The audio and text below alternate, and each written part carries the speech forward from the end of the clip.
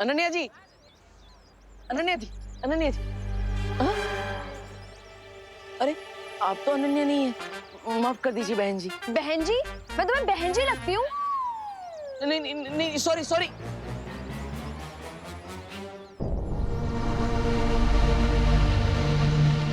अरे बाल बाल बच गया। ये अनन्या कहाँ गई?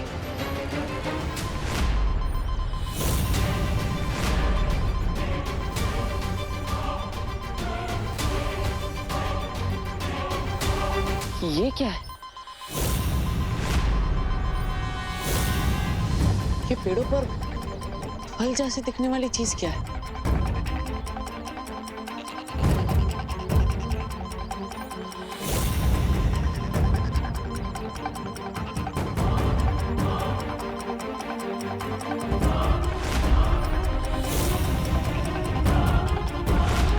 ये फल नहीं, ये तो कोई बॉम्ब जैसी चीज है। मुझे विवान को बुला लेना चाहिए, लेकिन उसे बुलाने से पहले मैं ये देख लेता हूँ कि बारूद के गोले कितनी दूर तक फैले हैं।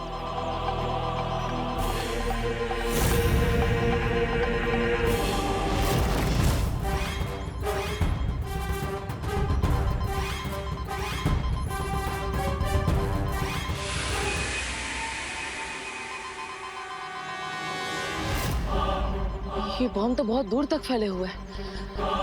मैं विवान को बुलाऊं या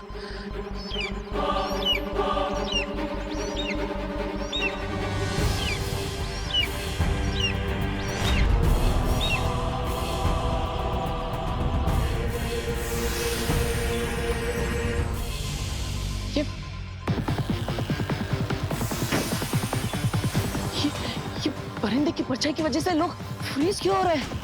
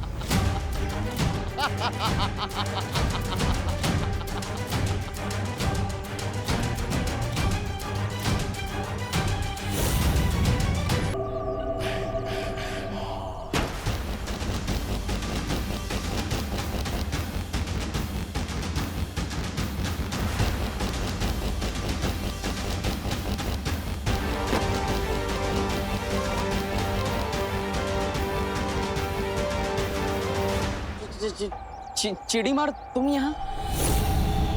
मतलब ये सब तुम्हारा किया कराया है?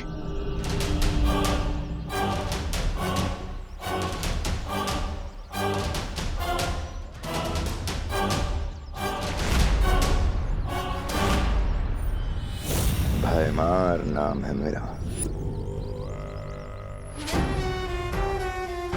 और जितना नुकसान इन अजीब से फलों से हो सकता है उससे कई गुना ज्यादा तबाही वो पंछी कर सकता है। तो अगर तुम भी पत्थर की मूर्ति नहीं बनना चाहते हो तो चलो मेरे साथ। नहीं, मतलब उस पक्षी से बचने के लिए मैं तुम्हारा शिकार नहीं बनना चाहता। I am sorry.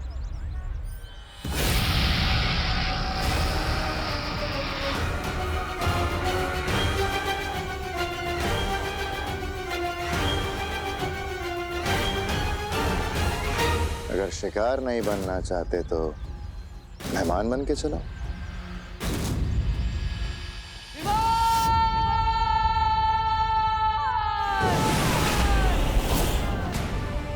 ऐसा क्यों फील हो रहा है जैसे कोई मुझे याद कर रहा है?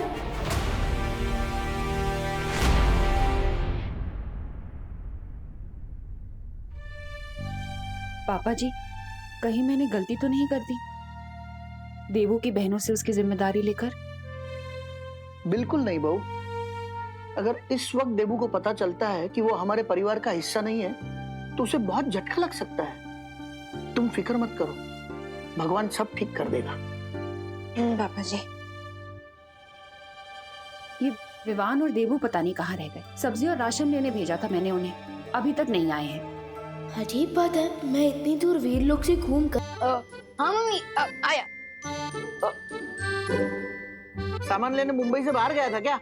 नहीं तो इतनी देर कैसे लग गई आने में?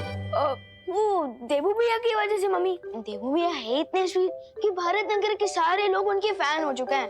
अगर कहीं भी 1 मिनट का काम हो ना तो वो 2 मिनट तक उनसे बात करते रहते हैं। अच्छा अच्छा, बोलो नहीं सुनो। ये बताओ कि देवू है कहाँ इस वक्त? फिक्र नट मम्मी, भैया मेरे पल्टन के साथ खेल रहे होंगे, मैं अभी उनको लेकर आता। अरे विवान, उसे ज्यादा देर तक अकेले मत छोड़ना। हाँ मम्मी, आगे से ध्यान रखूंगा, लेकिन अभी मैं उनको लेकर आता हूँ।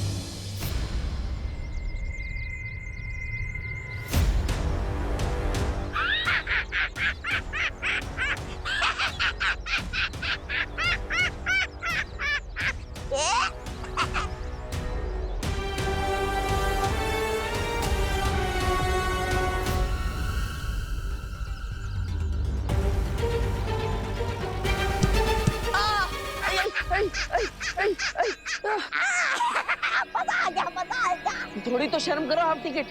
क्या कहा? लगता है आपकी हाइट की तरह आपका दिमाग भी हाफी है। इसके दिमाग की फिक्र तुम मत करो। अगर तुम्हें फिक्र करनी है तो विस्फोटक फलों की करो।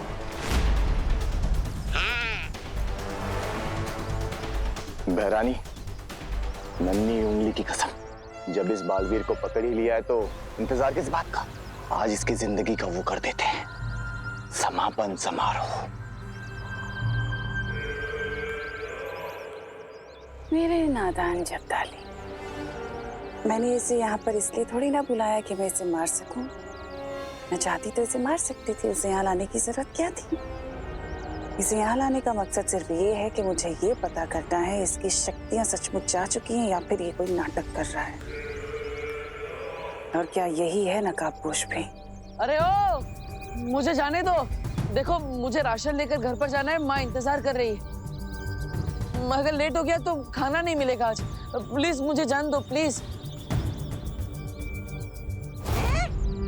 हमारी तरह तुम कब से मतलबी बन गए देवू? यहाँ धरती धूल बनने वाले और तुम्हें दाल रोटी की पड़ी है।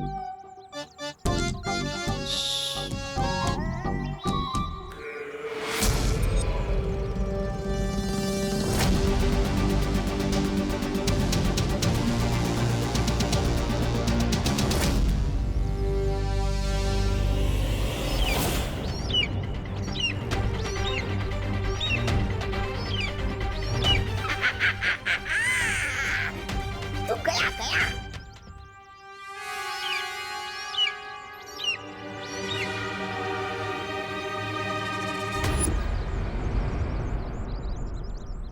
ये तो वही पक्षी है।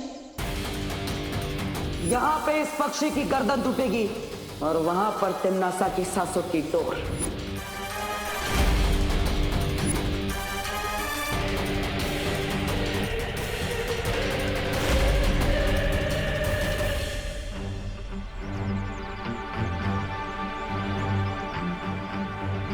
इसे पता तो नहीं चल गया कि देवू भैया की थप्पड़ पूजा हमने करवाई है। चिंटी, तो ये देवू भैया का बदला हमसे तो नहीं लेने आ रहा। आने दो, मैं सब संभालूंगी। सब अपना मुंह बंद रखना। ठीक है चिंटी।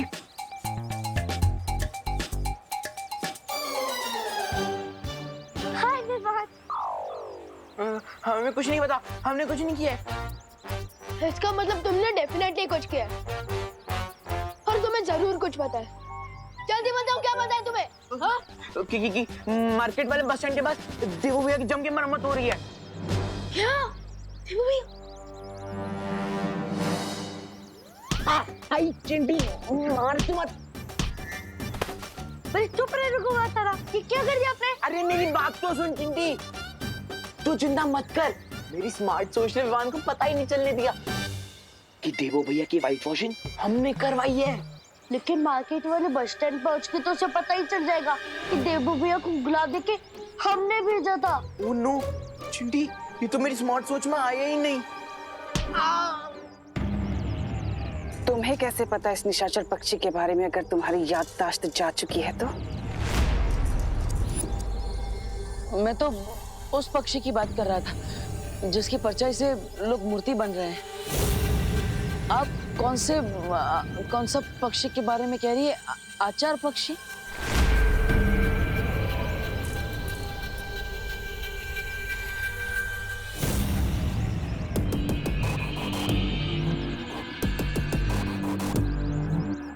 बहुत चालाकी से इसने बात पलट दी, लेकिन मुझे पता है कि इसे सच कैसे निकलवाना है।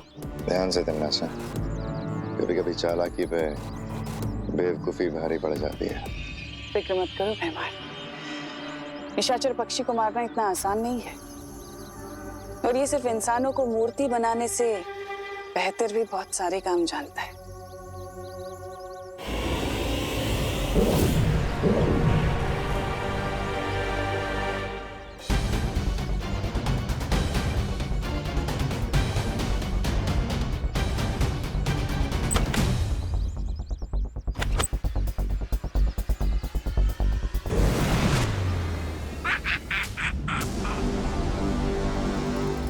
तिमनासा कभी किसी बात का सीधा जवाब क्यों नहीं देती? टेढ़े रास्ते पे चलने वालों का दिमाग भी टेढ़ा होता है ना। वैसे ये बात तो आपको पता होनी चाहिए, क्योंकि सांप भी टेढ़े मेढ़े रेंगते हैं ना।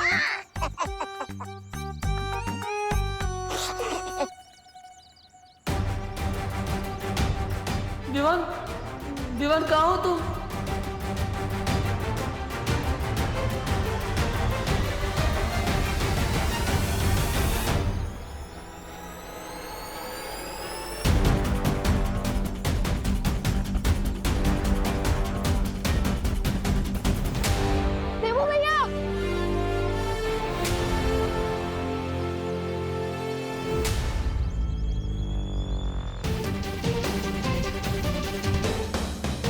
ये तो वही बैग है जो मैंने देबू भैया को दिया था।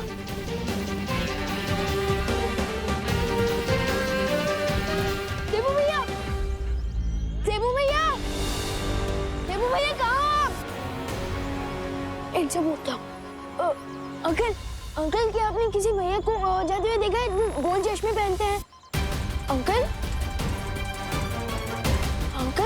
मैं आपसे बात कर रहा हूँ।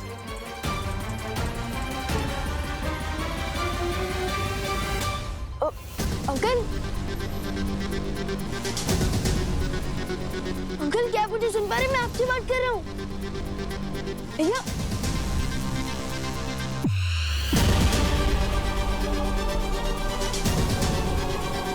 भैया भैया क्या हुआ? लगता है यहाँ जरूर कुछ गड़बड़ हुई है। गड़बड़ नहीं हुई। तिमनासा, हादसा हुआ है।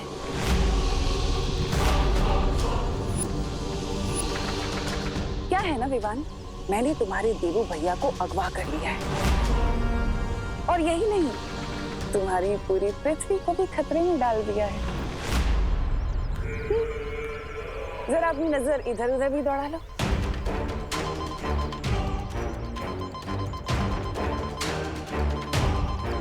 मैंने ऐसे हजारों करोड़ों विस्फोटक पूरी दुनिया में बिछा दिए हैं,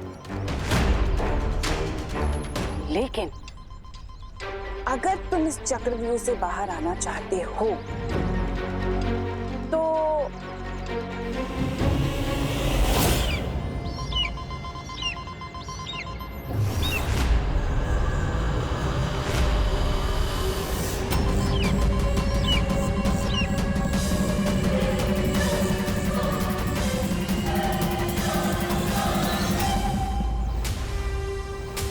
ये निशाचर पक्षी है जिसके अंदर मेरी जान बसी हुई है। अगर तुमने इस पक्षी को मार दिया तो साथ ही साथ मैं भी खत्म हो जाऊंगी, और अगर मैं खत्म हो गई तो तुम्हारी पूरी दुनिया तो बच जाएगी ना, तुम्हारा देवू भैया भी बच जाएगा। लेकिन अगर तुमने ऐसा नहीं किया और अगर इस पक्षी की परछाई धरती के ऊपर पड़ गई तो धरती का हर एक इंसान पत्थर की मूर्ति बन जाएगा, इन्हीं की तरह। क्या?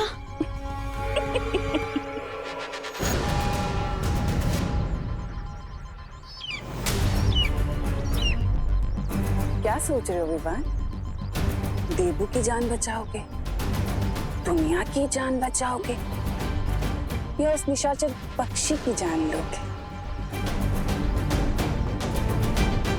फैसला तुम्हें करना है। तुम्हारा वक्त शुरू होता है अब।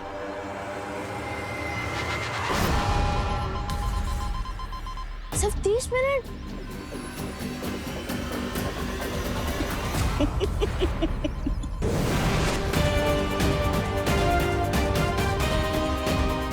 सिर्फ 29 मिनट है मेरे पास देवू भैया और धरती के लोगों की जान बचाने के लिए। मुझे जल्दी कुछ करना होगा। अरे चिड़ीमार जी, आप ये तो बताइए कि आपको चाहिए क्या? मैं क्या कर सकता हूँ? सवाल यह है देबू कि तुम क्या चाहते हो? मैं तो 2 प्लेट मसाला डोसा एक्स्ट्रा चटनी के साथ, 2 प्लेट फाफड़ा जलेबी और मौसमी जूस 1 गिलास, और मीठे में गुलाब जामुन भी। हाँ।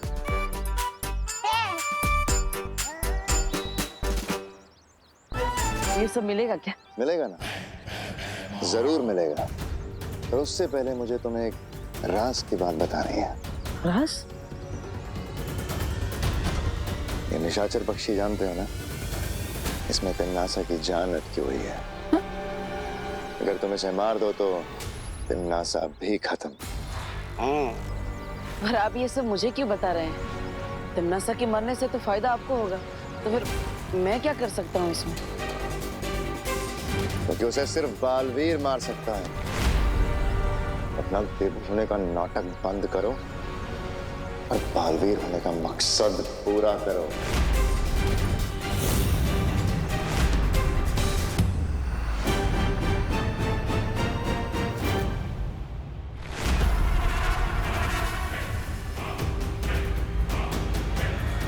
आप कहना क्या चाहती है मस्ती बेरी?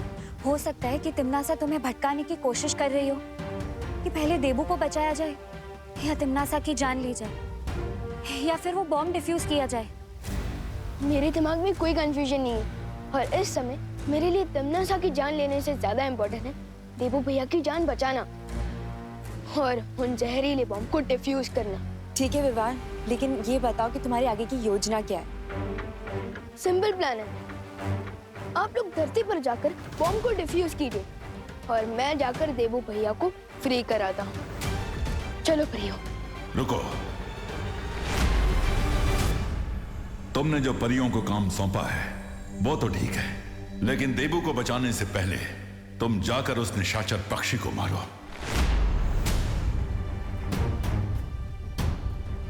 लेकिन शौर्य। लेकिन क्या विवान?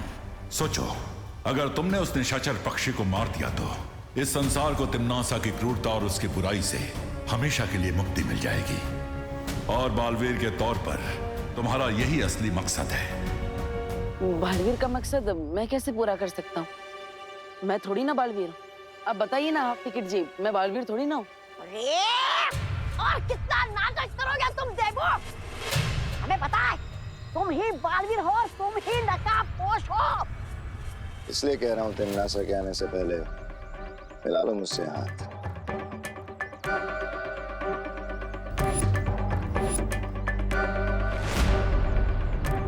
जब मैं काल लोक का भयराजा बनूंगा तो मैं वीर लोक और पृथ्वी लोक पे कभी हमला नहीं करूंगा। ये वादा है मेरा।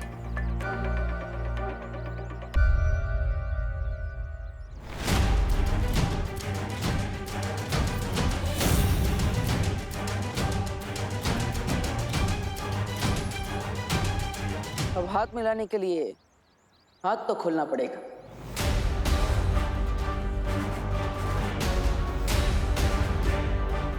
मतलब तुम मान गए कि तुम बालवीर ही हो? तिम्नासा से इस दुनिया को आजाद कराने के लिए मैं कुछ भी मानने को तैयार हूं।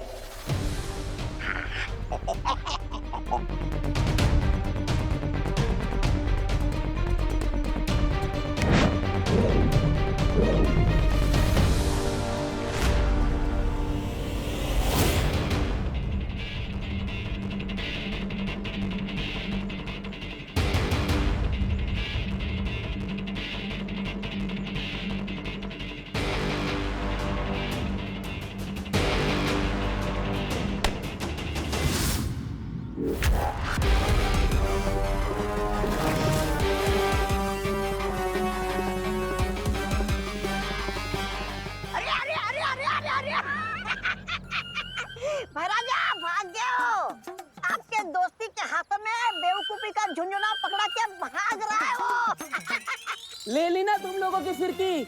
अब मैं बालवीर को जाके सब बताऊंगा और वो बजाएगा तुम लोगों की पुंगी। लेकिन शौर्य, आप ऐसा कैसे बोल सकते हैं? तमन्ना को मारने के चक्कर में कहीं देबू भैया की जान चली गई तो?